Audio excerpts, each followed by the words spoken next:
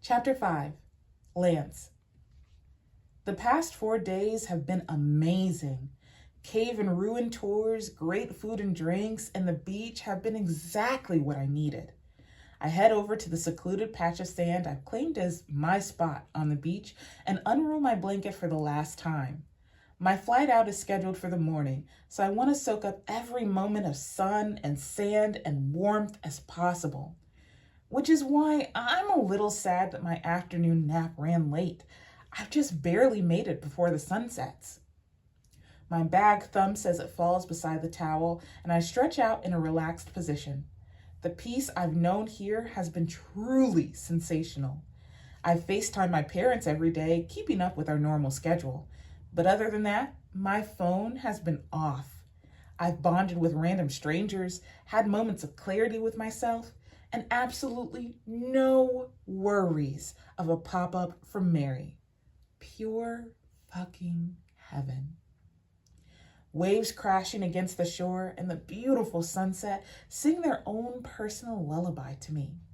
Just as I decide to take nap number 2 in the open air, I spot a woman walking toward me. I rub my eyes and take a second look. Although she's walking in this direction, she can't possibly be walking toward me as I am hidden by the dune a few yards away. Maybe she's claimed this area as her spot too? Golden skin and red-brown hair are the first things I notice about her before her legs command all my attention. A little too late, I chastise myself and follow her legs up to her determined face. It doesn't look like I'll be convincing her to share, but I lift my hand in a small wave and say, hey, anyway. Hello, mate. Ah, she must be Australian. Any other thoughts go out the door when she kneels down in front of me and launches right into a kiss. Well, that's quite the hello, I think to myself, but I'm not complaining. It's been months since I've made out with a girl, what with Mary scheming and blackmailing all the other ladies in our small town to make sure I have no other options but her. I've been in a desert, and this girl is my first drop of rain. Her soft, curly hair brushes my skin before she grabs my face with both of her small hands. I only get a few more seconds to savor the taste of her before she sits back to look at me. While her eyes peruse me, I take the opportunity to quickly do the same.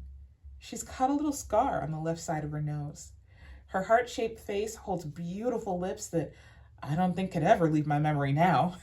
And when she looks back up at me, I see the warmest brown eyes. They almost shimmer with gold for a second, but it must be the light of the sunset.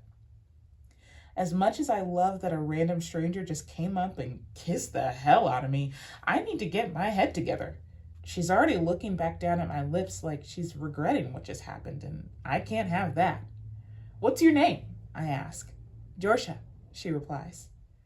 By the tone of her voice, I would almost say she's shy, but her body language looks like she's holding back, and I don't think I could ever call her shy with an introduction like that. Georgia, I confirm. Her eyes pop back up to mine, and I think my heart stops. I'm hit with an overwhelming aroma of pine and sandalwood. Her eyes are bright, and her lips are in an open-mouthed smile. Right then and there, I make a promise to myself to keep her looking like this as long as she'll let me, even if it's just for today. Hi, I'm Lance. Do you always greet people with a kiss? I smirk, hopefully signaling to her I'm just teasing. Only for my mate, she says. Okay, so we're friends now? I'd like to be, very much. Well, would you like to continue being very much friends with me?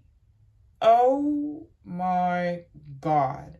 What the fuck did I just say? See, this is why I'm single. I'm about to shove my head into the sand with that stupid line that came straight from my other head when it's like a switch has flipped in Georgia. She shoves my shoulders to the ground and all other words leave my lizard brain. We're kissing in earnest now. Thank God that didn't run her off. And once again, I get a heady whiff of that woodsy aroma that smells so much like home. Maybe it's a fragrance she's wearing. Even that thought stops when I feel her grinding on me. My hands go directly to those beautiful red-brown locks as we explore each other's mouths. My girl likes teeth. She's already bit both my tongue and my bottom lip. I can't find it within myself to care. Georgia must like my reaction because every time my hips stroke up with a graze of her teeth, she hums her appreciation. Her nails dig into my head, my neck, my shoulders, my arms. She's everywhere all at once, and I find I'm welcoming the little pricks of pain she scatters over me. But just when I think I can't take anymore, she breaks off our kiss to look down at me again. Unleash yourself. She runs the heel of her palm up my dick. Yes, motherfucking ma'am. I fumble to pull down my swim shorts while Georgia simply lifts the skirt of her dress. I barely have time to appreciate that she's not wearing any underwear. Her gorgeous pussy is just suddenly there. And without any preamble, Georgia slams down on me. We both let out a gasp, and while hers turns into a moan, I think she slammed my brain out somehow. How else can I explain the unadulterated ecstasy I'm feeling right now? I stare at Georgia for a while, just lost in her beauty, her scent, her warmth, before she moves. Fuck. You're so beautiful, Georgia. I managed to get out. You feel so good right now. With her eyes closed, one hand on my stomach, the other on my thigh, she looks like a ravishing deity coming to bless me with the setting of the sun. I sit up on my elbows just to be closer to her. She grabs my shoulders for support, bouncing faster on my cock even as her thighs shiver, throwing her head back and mewling softly. It's like a siren call I have to answer. 1 second I'm looking at her, and the next my teeth are on her neck. Georgia's hands come up to cradle my head, so I don't feel the need to let go. Her pussy flutters around me, creating a domino effect. My dick throbs stronger than I've ever felt before, causing me to bite down harder on her golden skin.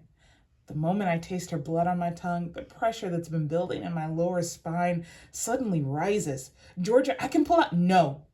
She answers before I can get all the words out. Her head is moving side to side and her pace has slowed, her breathing ragged. I grab her waist and help her move against me, the both of us barreling toward release. My hips twitch up with the first intense spurts of cum.